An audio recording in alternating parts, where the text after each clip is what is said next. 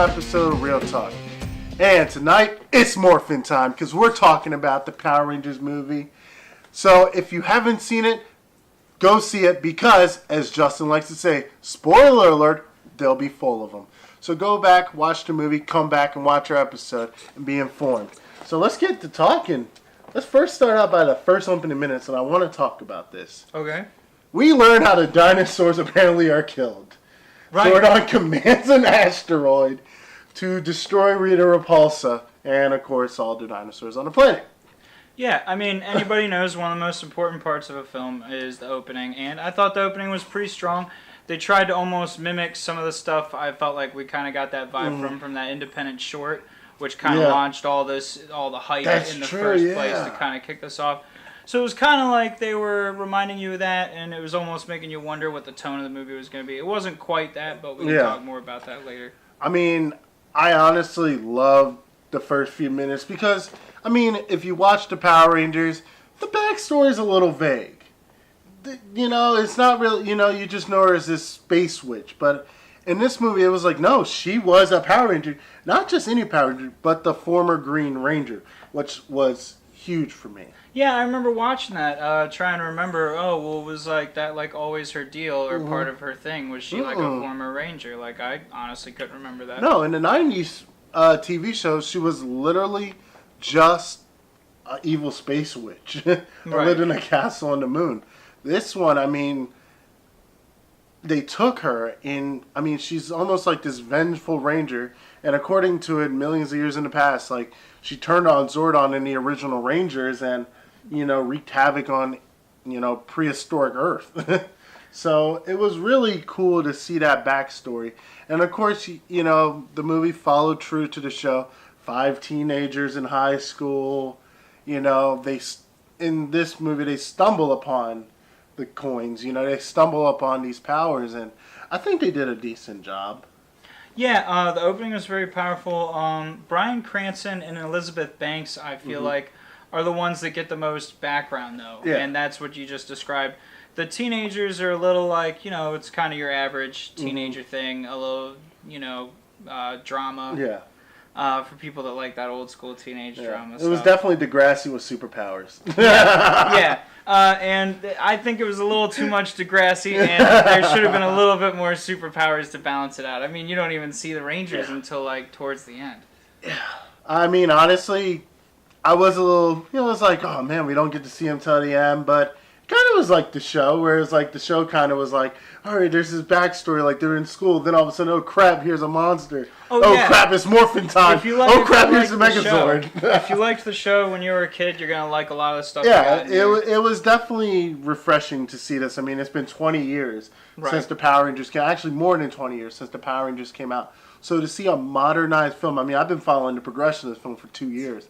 And to actually see it on the big screen, that was crazy. I remember being a kid in 96, and my mom, I think it might have been 95, I'm not sure. But my mom, she bought the Power Rangers movie for me for Christmas. Made my Christmas, dude. Right. Made my freaking Christmas. But, you know, so to see it now, you know, over 20 years later, this new movie, I mean, I felt like a kid. I had the Green Ranger t-shirt on. This episode, I'm wearing the White Ranger t-shirt. But I literally was 6 years old all over again. Well, yeah, the Green Ranger and the White Ranger were certainly like the coolest, because who doesn't love the whole villain turned hero thing? Which I wonder if they're gonna, you know, experiment with that. Well, you saw the end, right? You stayed till the end. Well, I heard there was a teaser, definitely worth seeing. Yeah. And I thought that was a little funny. Thought it was interesting. Yeah, I mean, I definitely think they did a great job with the teaser, building a new movie. And I know you saw it, and of course, again, spoiler alert: Tommy and Kimberly at the end. Did you see that? Did you notice that? What happened with them at the end? So at the end, whatever. At the end, when they defeated Goldar, who is this molten golden creature. Yeah, interesting play. Wish we got to see the original guy though, like the Wizard of Oz monkey guy. Yeah, I actually have a couple of points I want to make on that. But at the end, you know, they defeated Goldar. You know, Say Danger Grove. Tommy and Kimberly are there taking pictures with their smartphones.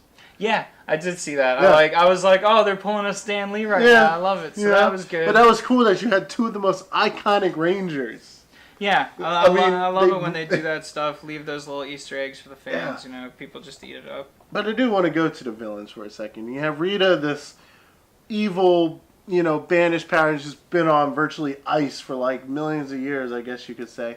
And she comes back, and it's almost like throughout the movie, she's learning how to be, in a way, like learning how to exist again. Like it's almost like her brain is slowly waking up. Like her cognitive reflexes are slow, but she has this one goal, like kill Power Rangers. Like, right. But like it's almost like she's learning how to speak. She's learning how to do this, that, and the other throughout the whole movie. I mean, she's still vicious as all hell, but I definitely got this mindset where it was like this build up to her true evilness. She was like, all right, I'm getting my powers back, and now I'm doing this, and I have to build Goldar. And I think it was interesting that they didn't do the flying monkey for Goldar in this movie. Yeah, that was a little disappointing, but I think they just wanted to clash both. They wanted to bring Goldar back in a new and different way, and then they were like, well, we need our monster that grows big, so why don't we just make him one and the same character? Well, I read an article about this, and I can't remember the exact article, but I found they wanted to do Goldar the way they wanted to do him in the movie, because they wanted to literally create absolute terror.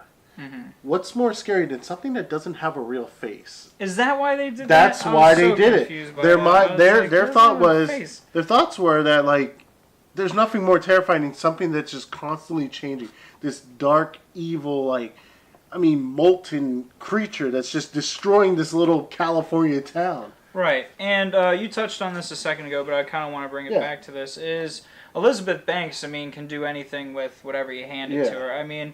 Her and Bryan Cranston, and I really thought Bill Hader as, Alpha? That was pretty funny. That was a good choice. I thought that was interesting. I like it a lot. I was a little concerned with the, when they initially revealed how he looked, but I want to get into that, but you can continue saying what you're saying, but I want no, that was pretty much it, but yeah, he was kind of goofy looking. I could agree with that.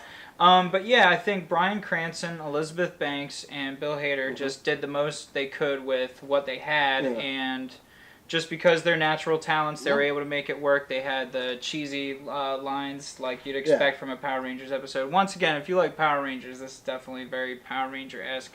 One thing I would love to talk about, and I don't know if you'd expect me to bring this up, but the thing with the Pink Ranger, right? So her friends disown her at the beginning for cyberbullying, right? And when you find out what she did, I think she gets off pretty light from her friends. And not only that, but her friends get screwed over towards the end of the movie to almost suggest that she was the victim and all that. So that was just one big thing that I wanted to say about that whole cyberbullying. I thought that was interesting that they used that specific thing to kind of lead her down how she got to detention, how she got here. And I'm thinking in my head, I'm like, again, you're sending those type of pictures out about people. That's gross for almost a felony. Oh yeah, absolutely. And it's I just got a week. I get Saturday detention for whatever. And he's like, "Oh, you're not a bad person." And I'm like, no, she's a pretty screwed up person. She's kind of a bad person. She's kind of a bad person. Not to mention the Red Ranger. Thought the best scene was him breaking into that school, stealing a mascot, literally a book. Oh yeah. Is that the part where he's in the truck and he gets hit? Yeah. What was with all the point of view stuff? Yeah, I was a little... there was a lot of, this is the inside of the car, and, Yeah, it was very flashy, a little confusing. I think they really just wanted to really enhance the fact that it was fast-paced. It was this very frenzy moment. There was a lot of interesting camera and angles that I wouldn't have thought that they'd play with. Yeah, but I do want to talk about one thing, one of the last tips we're going to talk about. Just the overall costumes, the overall feel. See, the thing Set design was one of the things I liked. I didn't like a lot of things about it, but I liked set design. I did like the feel of it, but there was something about the original Power Rangers TV show that always irked me. What? Those costumes. They look like they walked into I don't even know. They just found these nylon costumes and threw on white boots and a motorcycle. I'm gonna call it these Power Rangers uniforms, and of course people are like, well, they look like Iron Man, blah blah blah. No, they look like aliens. They look like alien armors, which is what it should have been because Zordon's a freaking alien. Yeah. The fact that everything looked just really natural in a sense. Even Alpha looked like an alien robot. He didn't look like your typical human robot. He looked like something alien. And I thought that was very good that they did, they went that route. Because of course they could have thrown on the, nylon spandex outfits.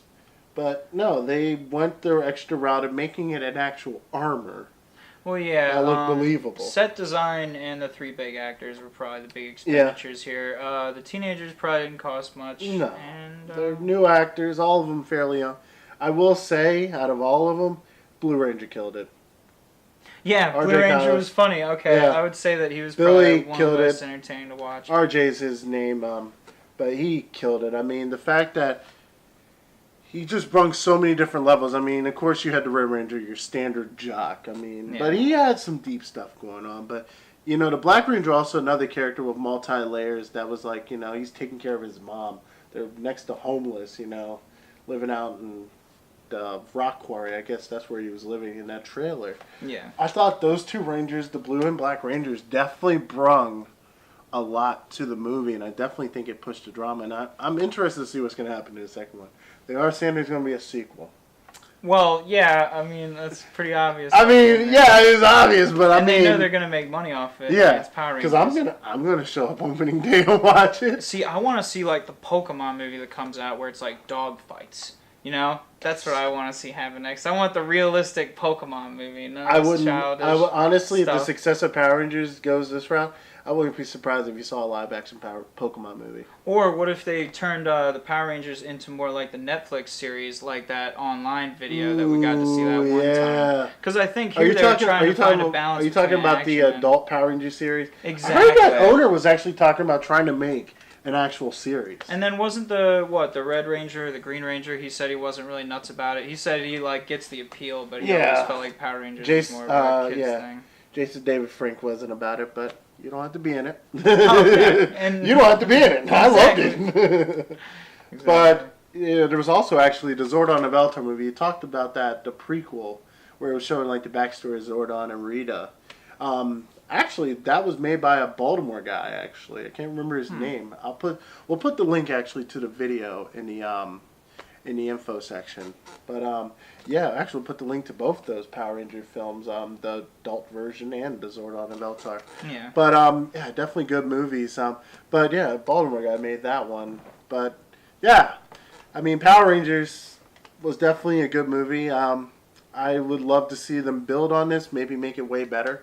There's definitely points to build on, and we could have an hour-long episode about that. But overall, I think B movie. You know, I'll give it a B. B. I would say probably C. And if like you have some friends over, some drinks, it's like, you know, kind of like watching Batman Nostalgic, or Robin. yeah. It's nostalgia. And it's something to just goofy and funny to watch. If you are into Power Rangers, then maybe C+ or like B. But I would definitely stay like kind of right there. Yeah, I think it was a good movie. I think it did really good, and I think any fan of the Power Rangers is gonna enjoy it for just what it is, and a more modern version of a great TV show. And that's our show, Alex. Glad I could join you on Real Talk. And, oh yeah, thanks for having me. You know, but I joined you. Right? Yeah, we've joined each other. Yeah, we joined. But yeah, that's our show. Tune in the next few weeks. We'll be talking about the new Star Wars movie. Take care. Peace.